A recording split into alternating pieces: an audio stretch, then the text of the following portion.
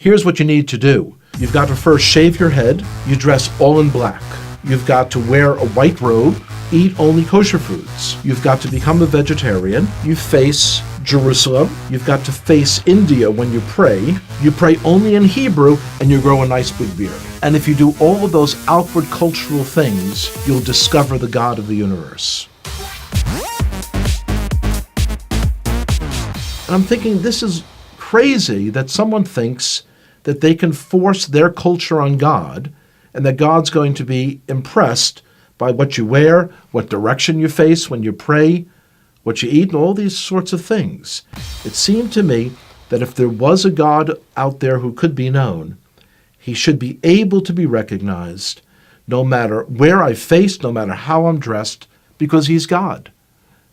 Growing up, we always understood that we had our Bible and the Gentiles had their Bible, the New Testament, and that they were two completely separate books. Because the only people I knew who were believers in Jesus were all people in our public school who were Italian Catholic, I imagined that Jesus was Italian. And so the understanding that he's actually Jewish was a shock.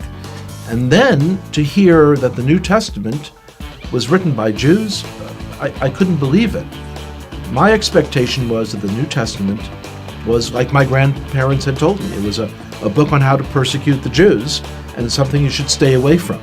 Of course, when you're told you should stay away from something, curiosity gets the best of you, and you've got to see it. When I opened the New Testament, I was expecting to find a handbook on how to persecute the Jews. My grandparents had warned me that it was written by people who killed the Jews.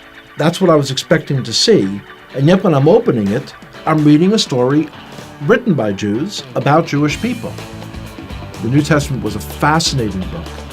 And so as I opened this book in the library, I kind of looked around, made sure that none of my friends had seen me taking a Christian Bible off the shelf.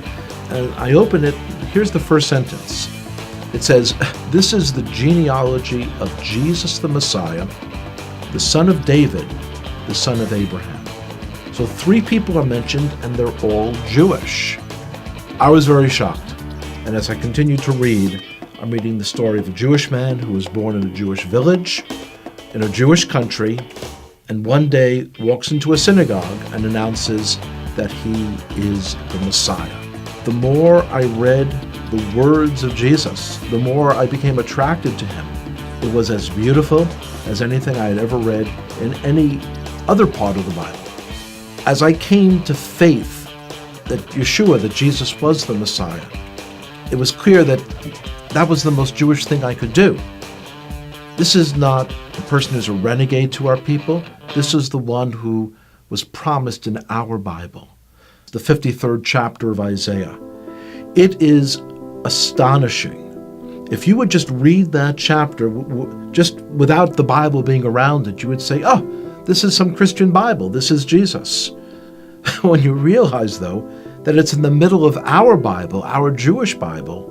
When I first came to faith, I dared not tell my father, because this is a time period in the 1970s when there were lots of gurus and cults, and he was very concerned about me getting involved in some crazy sect and going off someplace. So I waited for months, and when I finally told him, he was very skeptical. On his own then, he started to read about Jesus as well. About a year and a half later, I told him that the fellow who wrote one of the books that he had read, that this fellow was giving a lecture in the city in New York. And he agreed to come out to hear that person.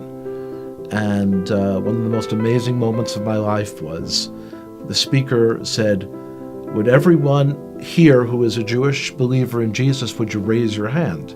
And I raised my hand. My father also raised his hand. And I looked over and I said, "Pop," he didn't say would all the Jews raise their hand. He said, would all the Jewish believers in Jesus raise their hand? And my father looked over and he said, yes, I heard what he said. The decision to come to faith in Jesus as the Messiah was not something that was a momentary lark. It wasn't something that was a passing fad. And I could see changes in myself that I knew were not from within myself. I had kind of tapped in to a truth for our Jewish people that was very powerful.